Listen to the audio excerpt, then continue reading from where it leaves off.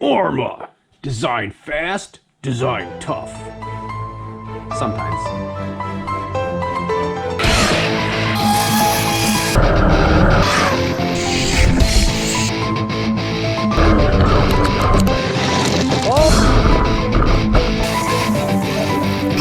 Whoa! Whoops!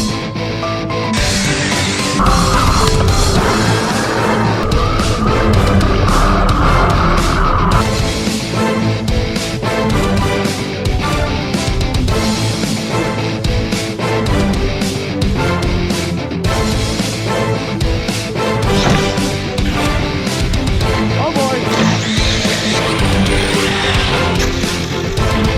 Oh no!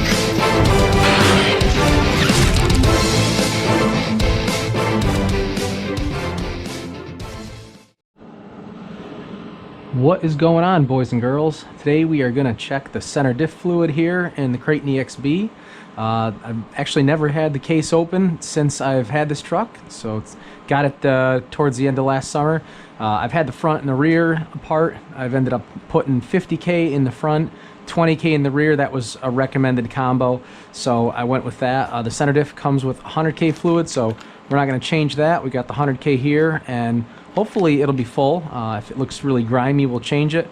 Otherwise, we'll top it off. So the only thing you're going to need to do to start, which I did off camera, is I pulled off the body post mount, unscrewed that from the shock tower, get to your screw here for your cross tower brace bolt, and you're going to pop that off because that's going to need to, your center tower to tower brace is going to need to swing up and out of the way to get to the diff. So other than that, it looks like the first thing I'm going to need to do is pull these retainer clips out that retain the pins that go through the roll cage. So those should just pop out the top.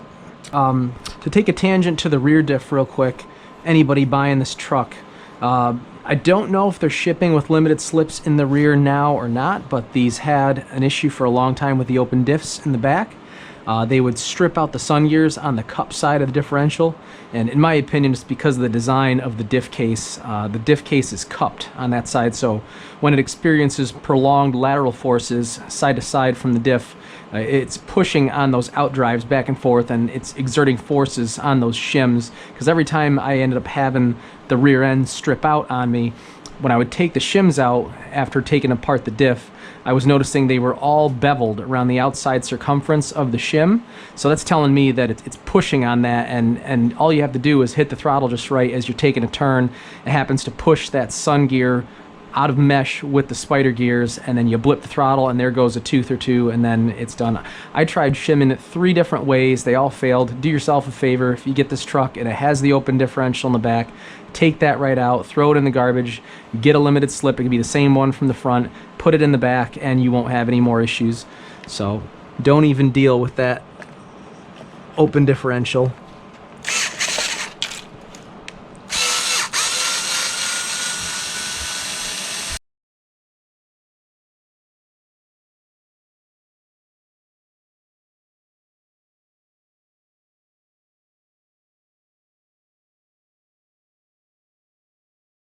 Alright, let's see if my theory might be correct here.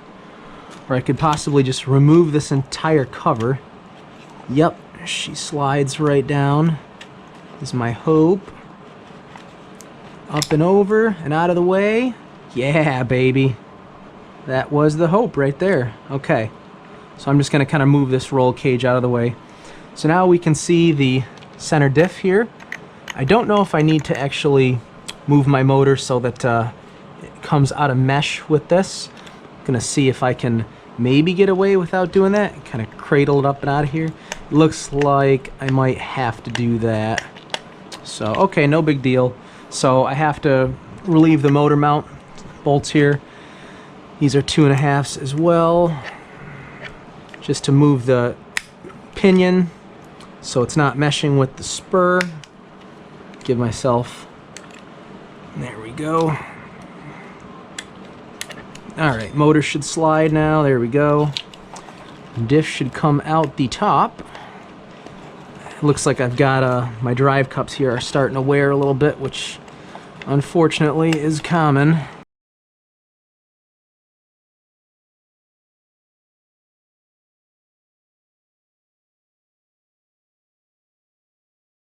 line up the drive cups and pull it straight out the top, maybe? Is that the ticket? Is that the ticket? That is the ticket. Okay, get this dog bone out. There we go. Okay, dog bones are out. Diff is hanging on for dear life. There we go. Perfect. All right. So just checking the diff. Actually feels really good. Looking at the spur gear teeth. They look fine. Tiny, tiny, tiny little bit of dampness around there. But overall, doesn't feel bad. So, all right. Let me go ahead and just crack these guys. Always the tool you're looking for. You can't find it. Let's get into this. Just break these. And I'll undo them with the power driver. They're typically not in there that firmly anyway, but let's go ahead and grab our small guy. Oop, not that small. These guys are probably, what, 2 millimeters? Yep, this is a 2. Let's get this guy apart.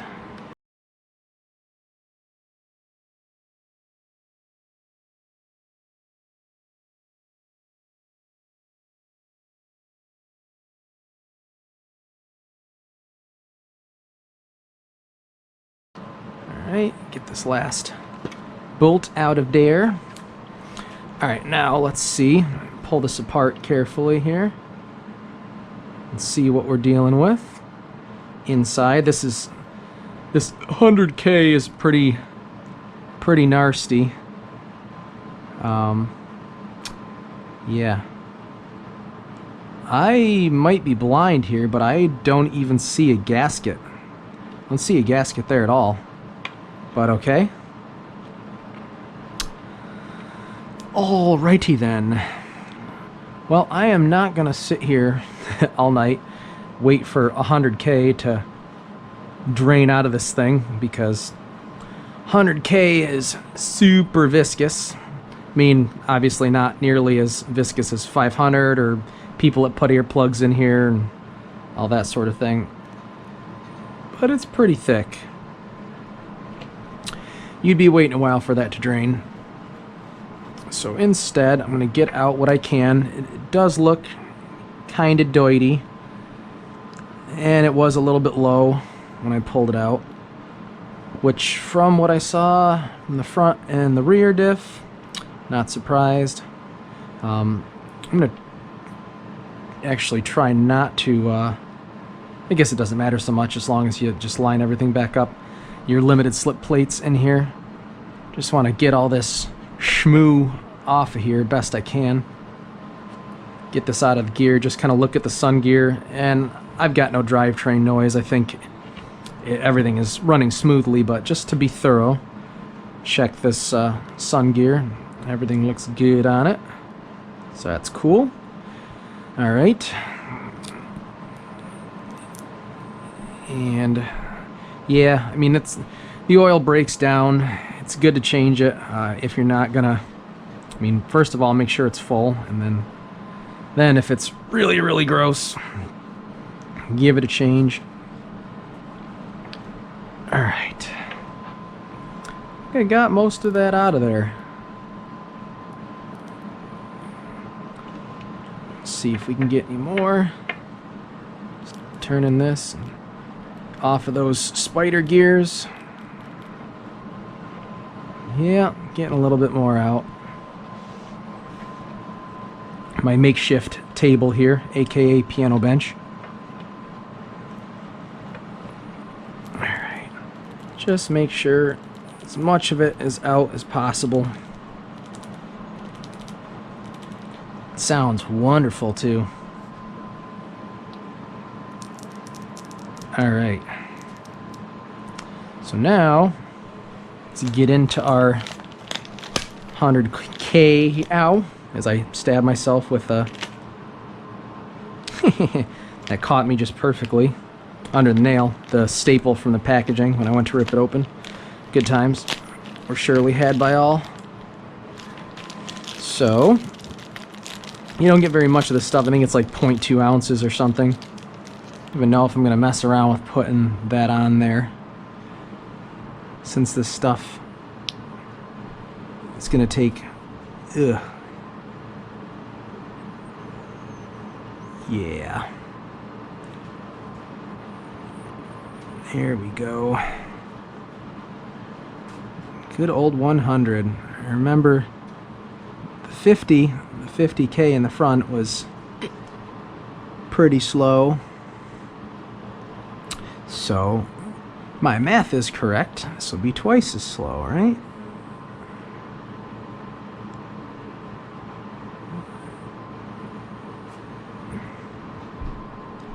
And when you're filling these, you never want to fill them all the way up, because then when you go to put the ring gear side on, your sun gear will displace what you just put in if you fill it all the way to the top. So, don't do that.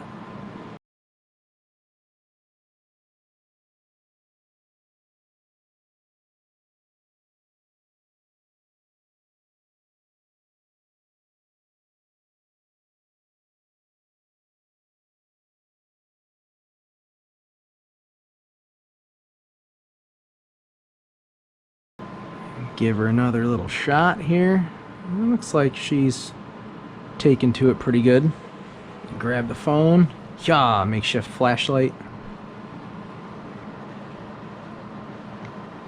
Yeah, she still looks like she could take a little bit more. Not too much more.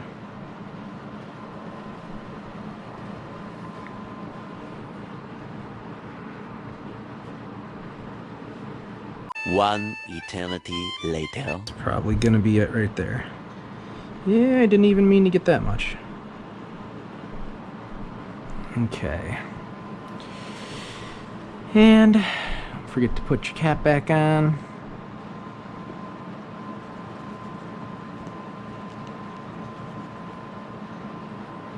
Okay.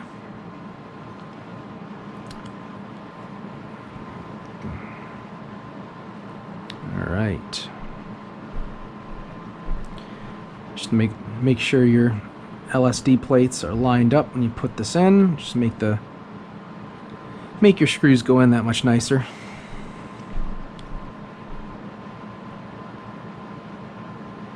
Alright.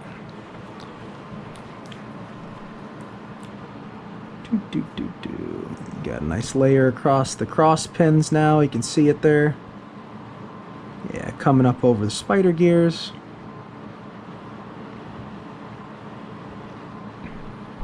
Looks pretty good.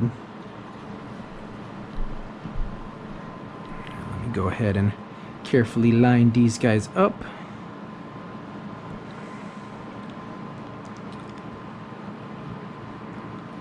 Drop this down on top carefully, of course.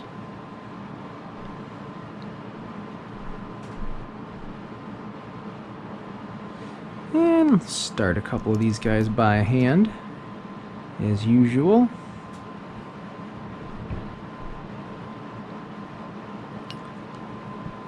Just a couple threads.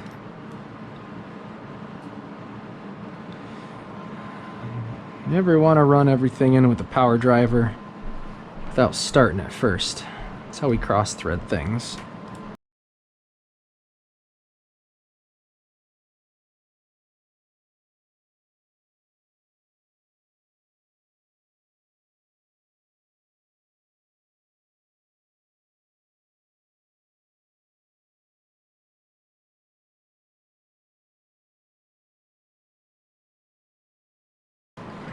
And then always do up your last little tightening by hand, of course.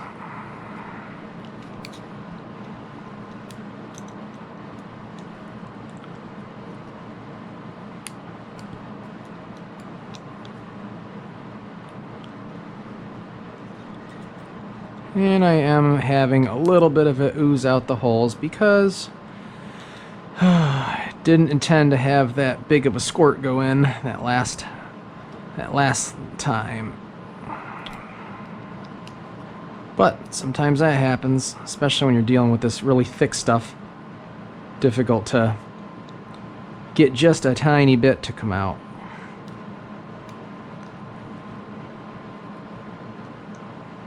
Sure, they are good and snug. You don't want a leaker. Alright. Looks good. And because I did get just a little bit too much in there, got a little excess coming out. Not much. Let's go ahead and get that though.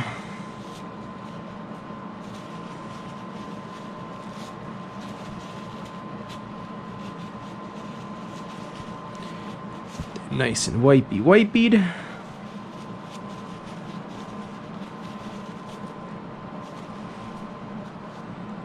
Little tiny squirts coming out from a few of the screw holes. Not bad though. Alright. Now we check it. Oh yeah. She's thicker. Of course that's what I would expect because, like I said, your fluid's going to break down. We see some wear on the outdrive cups here. This is typical. I do have another diff where I could actually rob those from, but I'm going to leave them for now. And like I said, I didn't see a gasket in there for this, unless it was just really stuck to the diff case and camouflaged. I didn't see one. I know I didn't lose it because I took it apart carefully and yeah. So anyway, let's get this guy nice and wiped down. Check the bearings while we're here. Bearings feel alright. Alrighty. You ready to put her back in? Okay, back over to the truck. Of course. You can only go in one way or else your ring gear is not going to line up.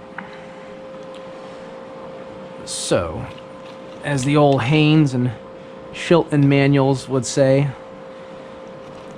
installation is the reverse of removal. There we go. So apparently that was the ticket, is to get take the rear drive shaft out, slide her back down in, make sure she's all the way down, make sure I'm not pinching on anything before I snug it down. Okay.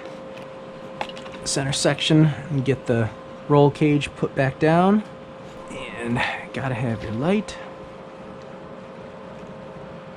Let's go ahead and get this guy lined up.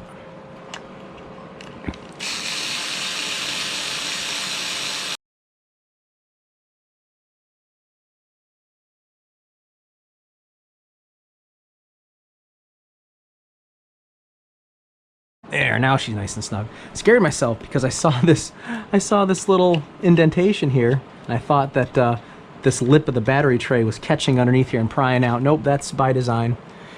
Crisis averted. Okay. Let's brace back down, back over there, like so. Alright, and of course that pin is going to go right back in. Put up over here, and this is going to have a pin that your hole has to line up with, obviously, for your little retainer clip to go through. Let's see how finicky this is going to be on camera. Yeah, make sure it goes in the back one. There we go. And, okay, that's good.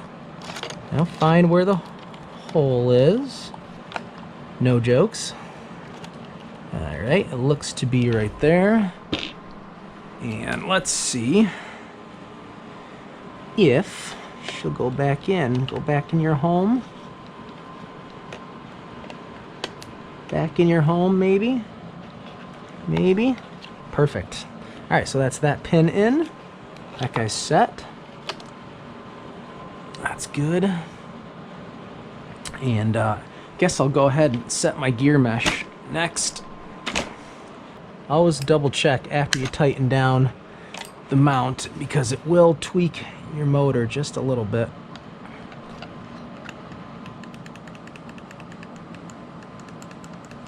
So I normally go for just a little click-clack between the gears, just the slightest amount that you can hear play.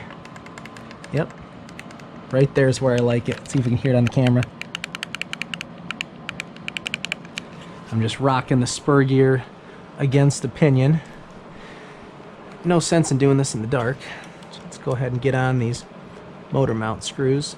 So snug that one down. Snug this guy down and double check everything after that. Actually, go ahead and get on it with this other side, just for good measure.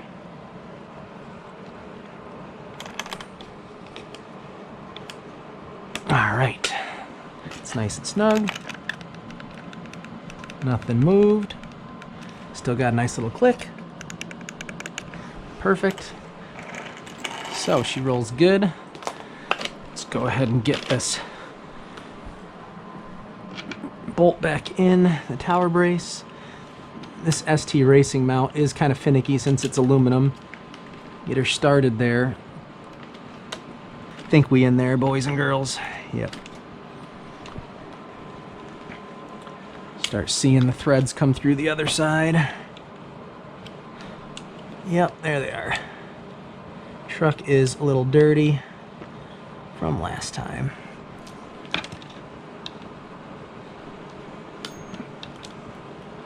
Nice and snug. Perfect. Beautiful. Take these screws out for our body post mount here. I'm just going to do these up by hand because the wheelie bar is kind of in the way and can't get on it perfectly square with the power driver. I don't want to round these. It is just going into plastic, so it's this one you really don't need too tight.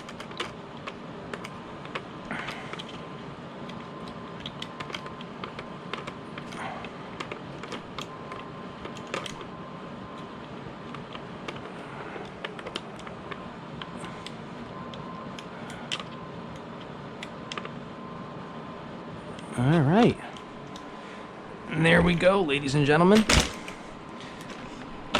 That is how you check your center diff fluid and top it up. Thanks for watching, everybody, and I'll catch you on the next one. Have a good one.